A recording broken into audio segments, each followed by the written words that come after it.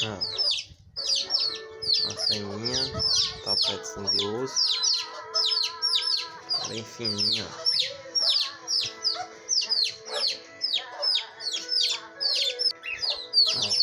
Esse eu tô torcendo pra ser um macho, mas eu acredito que seja uma fêmea. Pela cor, bem pequenininho, fininho. Eu queria que fosse um macho, mas eu nunca tirei um macho dessa cor. Essa aqui é uma fêmea também, garantida. Os pezinhos dela é troncho, os dedinhos dos pés, ó. Filha do meu galinho branco com alguma das galinhazinhas. Não sei qual é.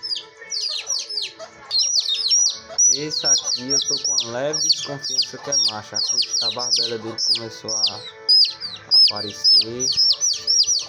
Eu tô começando a desconfiar que esse é macho. Tomara que seja macho, eu tô com poucos reprodutores.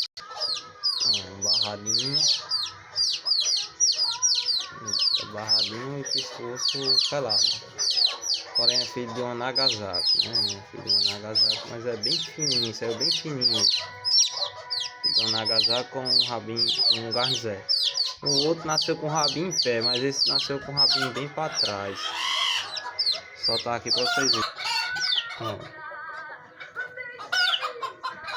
E essa aqui é filha de uma galinhazinha, das galinhazinhas que eu mais gosto. É uma galinhazinha rajadinha, parece uma perdiz.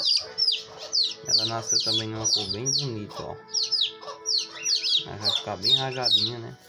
Uma perdizinha mesmo. Bem pequenininha. É uma fêmea, né?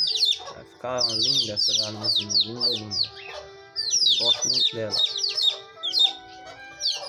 Vou botar aqui pra vocês verem.